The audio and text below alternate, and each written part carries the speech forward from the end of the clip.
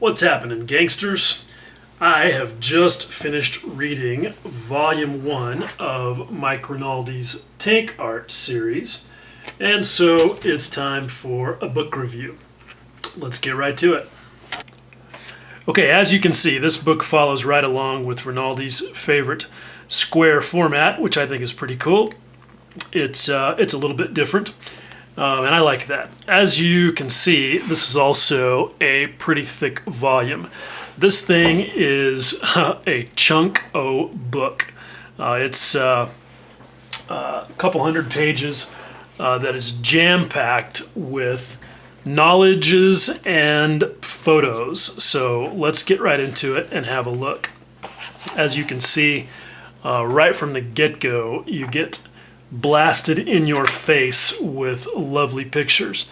I have to brag, I've got a signed copy. Who knows, maybe everybody gets a signed copy, but for right now I'm pretending that I'm special. Anyway, I'm not going to go through this thing page by page because not only would that take forever, but that would just be rude because then you wouldn't have a good reason to go and buy this book. And you definitely should do that. But let's just kind of whiz through an overview. The first part of it is good for everybody, in my opinion, even though probably newer model makers are going to learn the most from this section because this is all about products and materials. But I always like to read stuff like this because you just never know what sorts of information or new tools or materials that you're going to pick up on. So I definitely think it's good that he includes that and doesn't just get straight into the business part of it. The next section, he talks a lot about specific techniques. Now, this book is really geared towards people who want to take their model making, weathering specifically, to the next level. Because Rinaldi doesn't stop with just talking about a technique on the general level. For example, you might say that it's a technique to use pigments to weather your model.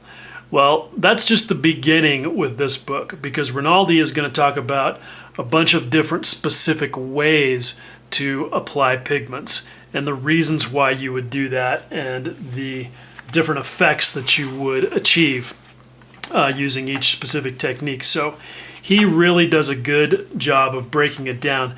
And you can see that he does that through lots of really good quality close-up photos, but also lots of good in-depth text. And what he does is he continues with his kind of how and why format where he talks about the technique itself, talks about why you would use a particular technique, and then he highlights the areas that he's talking about to give you even more insight into what's going on. So the layout, as always, is really good.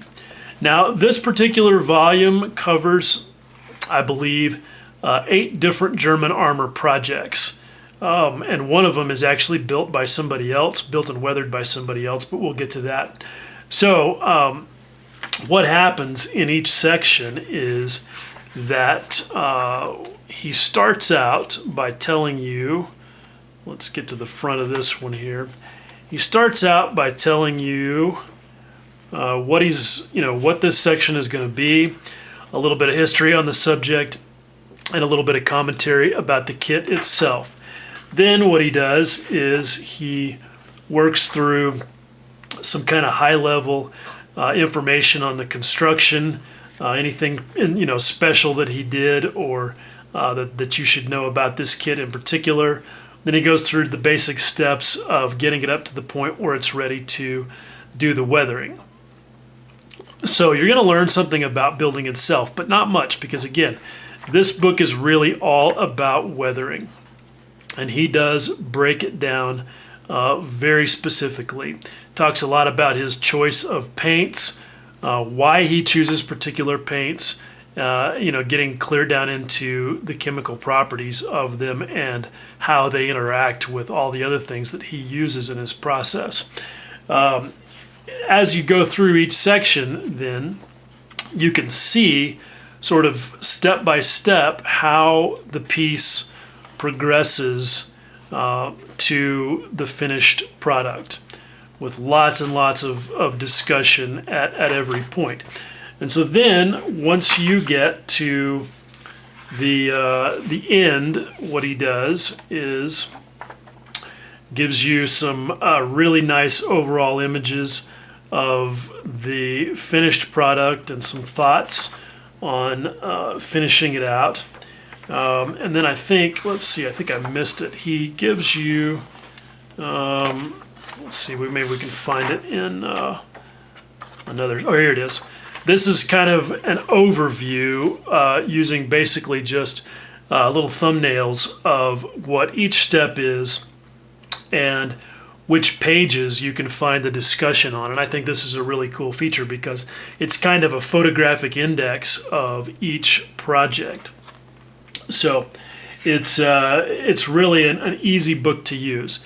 It is a lot of reading. I'm not going to lie to you. I've read this thing cover to cover. Okay, I confess, I've read 90% of it. There were sections of it that were, kind of down into the details about a particular kit. And I'm not a tank builder, and I don't know, I'm not really a German armor guy at all. So I kind of whizzed through some of that, but I did read all of the stuff that was weathering specific pretty thoroughly. And so I can tell you, there is a lot to read, and it gets into a lot of detail. But here's the thing about what Rinaldi is doing that I really like. He's not at any point in this book telling you this is what your model is supposed to look like. This is right and this is wrong.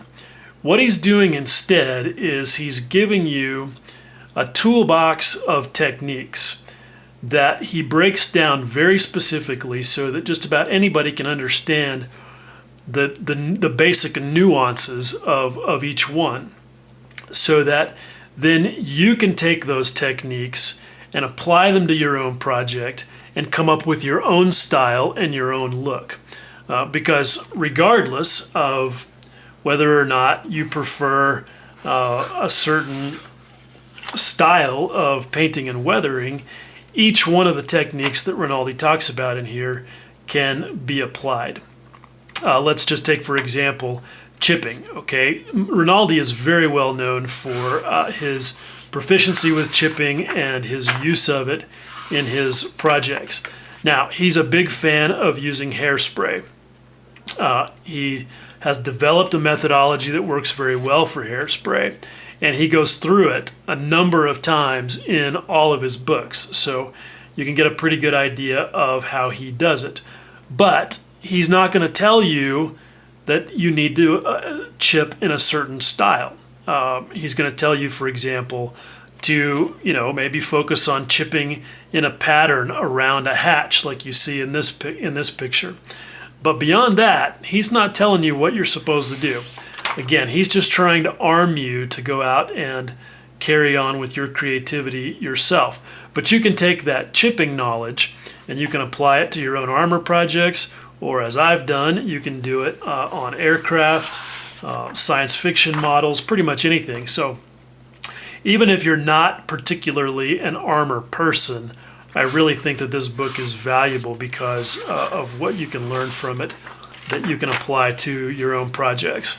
So anyway, kind of skipping through to the end, let me show you this last project, which was built, let me see if this is the right one.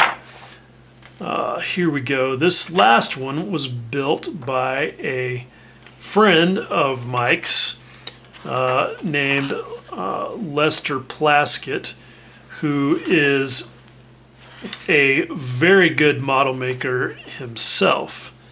Let me get to the right page here. Here you go. And this is pretty cool because when you really read the details, you can see exactly what I'm talking about.